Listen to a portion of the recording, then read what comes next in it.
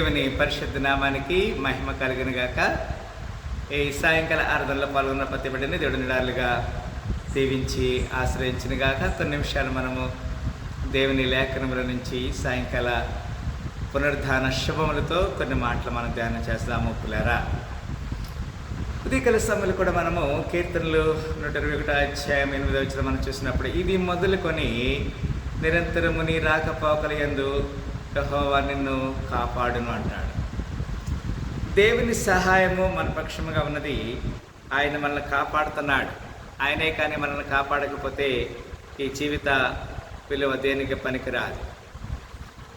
1 రాజులు 3వ అధ్యాయము 7వ వచనంలో ఈ విధంగా వ్రాయబడినది. 1 రాజులు 3వ అధ్యాయము 7వ వచనం, నా దేవా యెహోవా, నీవు నా తండ్రివైన దావీదునకు బదులుగా నీ దాసుడైన నన్ను రాజుగా నియమించి ఉన్నావు.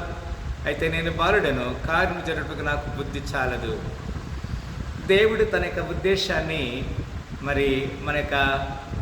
తన యొక్క చిత్తాన్ని నెరవేర్చడానికి మనకు తన కృపను అనుగ్రహిస్తున్నాడు. 2వ రాజులు 19:27 కూడా ఈ విధంగా వ్రాయబడినది. 2వ రాజులు 19:27 ఈ విధంగా వ్రాయబడినది. పిల్లారా,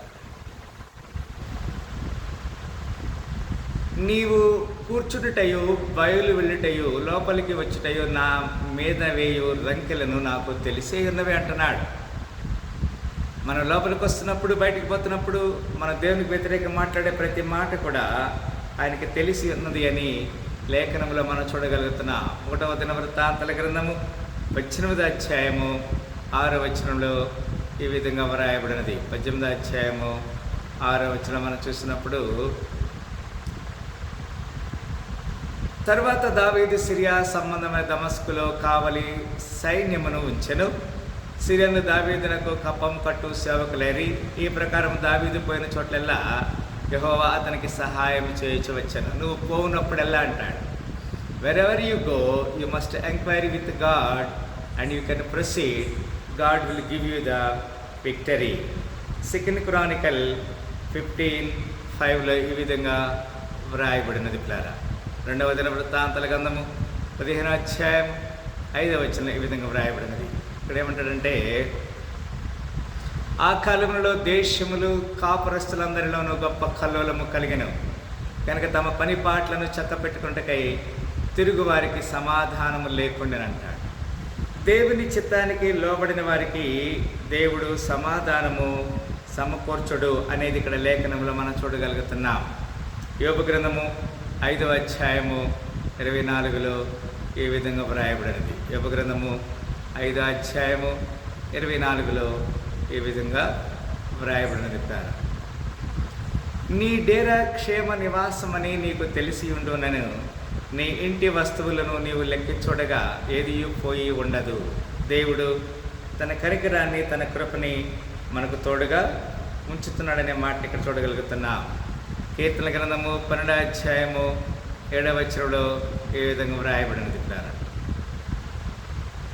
యెహోవా, నీవు దరిద్రులను కాపాడిదవు, ఈ తరపు వారి చేతిలో నుండి వారిని నిత్యము రక్షించదు అంటాడు. దేవుడు మనల్ని నిత్యము కాపాడే దేవుడు.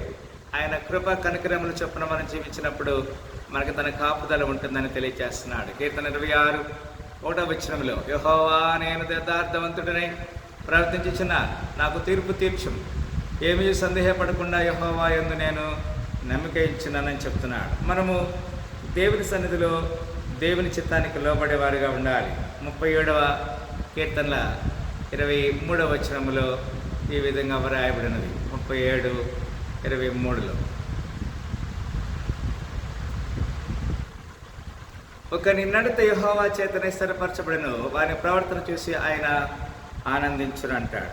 దేవుడు తన చిత్తవృత్తి చొప్పున మన పక్షముగా తన కార్యాన్ని వెల్లడి చేస్తాడు. 56వ కీర్తన గ్రంథము 8వ వచనంలో ఈ విధంగా వ్రాయబడినది.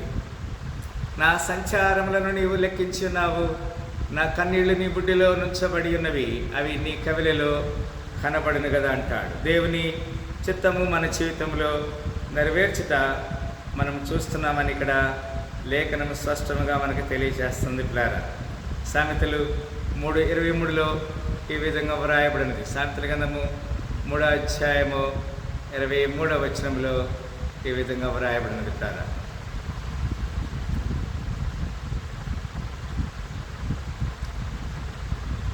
అప్పుడు నీ మార్గమున నీవు సురక్షితముగా నడిచెదవు, నీ పాదం ఎప్పుడు తొట్టెలదంటాడు. నీ రాకపోకలయందు యెహోవా నీకు తోడుగా ఉంటాడు. నీ మాట ఇక్కడ నెరవేర్చుతున్నది.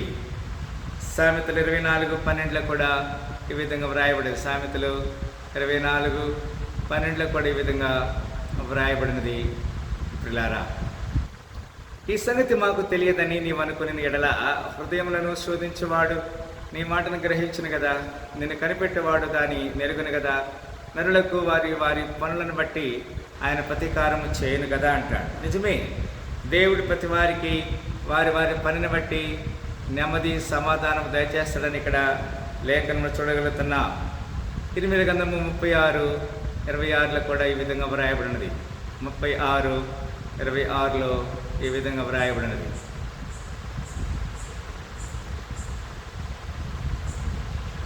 లేఖకుడైన బారూకును ప్రవక్త అయిన ఇర్మియాను పట్టుకొనవలనని రాజవంశస్థులకు యెరహ్మెయేలునకును అజ్రియేలు కుమారుడైన షెరయాకును అబ్బేయేలు కుమారుడు షెలెమ్యాకును ఆజ్ఞాపించాను, కానీ యెహోవా వారిని దాచనంటాడు. నిజమే, మనల్ని ఆపద కాలంలో దేవుడు మన దాచేటువంటి దేవుడిగా ఉన్న సందర్భాన్ని ఇక్కడ మనము జ్ఞాపకం చేసుకుంటున్నాము. ప్రియులారా, మత్తయి సువార్తలో ఈ విధంగా వ్రాయబడింది. 2వ అధ్యాయము 22-23 వచనంలో ఈ విధంగా వ్రాయబడింది. ప్రియులారా, మత్తయి సువార్త 2వ అధ్యాయము 22-23 మనం చూసినట్లయితే, అయితే ఆర్కెలాయి తన తండ్రి అయిన హేరోదుకు ప్రతిగా యూదయ దేశము ఏలుచున్నాడని విని అక్కడికి వెళ్ళవరిచి స్వప్నమందు దేవుని చేత బోధించబడిన వాడై గలిలయ ప్రాంతమునకు వెళ్ళి నజరేతను ఊరికి వచ్చి అక్కడ కాపురం నేను ఆయన నజరేతు అనబడిన ప్రవక్తలు చెప్పిన మాట నెరవేరినట్లు ఇలాగూ యేసుక్రీస్తు వారు కూడా అనేక సార్లు తన బాల్యములో అక్కడికి ఇక్కడికి వెళ్ళాడు. రాకపోకల్లో దేవుడు ఆయనకి తోడుగా ఉన్నాడు. 6వ అధ్యాయము 13వ వచనం ఈ విధంగా వ్రాయబడినది. మత్తయి సువార్త 6వ అధ్యాయము 13వ వచనంలో, మమ్మల్ని శోధనలోనికి తేక దుష్టు నుండి మమ్మల్ని తప్పించమంటాడు. మనము వెళ్ళేటప్పుడు వచ్చేటప్పుడు శోధన నుంచి దేవుడు మనల్ని తప్పించి దుష్టత్వం నుంచి దేవుడు మనల్ని కాపాడుతున్నాడు అనే సత్యాన్ని ఇక్కడ లేఖనంలో మనం చూడగలుగుతున్నాము. పిల్లారా, అపొస్తలుల కార్యములు 9వ అధ్యాయంలో కూడా ఈ విధంగా వ్రాయబడినది. 28-29 వచనంలో మనం చూసినట్లయితే ఇక్కడ చక్కని మాట మనం చూడగలుగుతున్నాము. పిల్లారా, అతడు యెరూషలేములో వారితో కూడా పోవచ్చు, ప్రభువు నామమును బట్టి ధైర్యంగా బోధించుచు, గ్రీకు భాషను మాట్లాడు యూదులతో మాట్లాడుచు తర్కించుచుండాను. మన రాకపోకలలో దేవుని చిత్తాన్ని జరిగించేటువంటి మనల్ని దేవుడు తన కృపకి పాత్రలుగా చేస్తాడనేది ఇక్కడ లేఖన ఆధారము. మరి మనం సరిచేయబడి తన నిత్య రాజ్యానికి వారసులుగా ఉండాలని కోరుకుందాము. మనందరూ తల్ల ఉంచుంటే ప్రార్థన చేసి కొడుకును ముగించుకుందాం. దేవుడు ఈ సాయంకాల పునరుద్ధార శుభములతో మనందరి నిండాలుగా దీవించి ఆశీర్వదించను గాక. ప్రేమగల తండ్రి, చక్కని లేఖనం 121వ కీర్తన 8వ వచనంలో, నీవు లోపలికి వచ్చినప్పుడు బయటకు వెళ్ళినప్పుడు దీవించబడదవని మా రాకపోకల్లో మీ తోడు ఉంచినందుకు వందనాలు తెలియజేస్తున్నా. సాయంకాల సమయంలో కూడా వచ్చిన బిడ్డలను బట్టి చక్కని లేఖన భాగాలను బట్టి వందనాలు తెలియజేస్తూ మమ్మల్ని స్థిరపరిచినందుకు వందనాలు తెలియజేస్తూ యేసు శక్తులు నామని ప్రార్థన పెట్టుకుంటున్నాము తండ్రి, ఆమేన్. ఒకసారి ఈ సాయంకాల పునరుద్ధాన శుభములు మనందరికీ కలుగును గాక. ఆమేన్.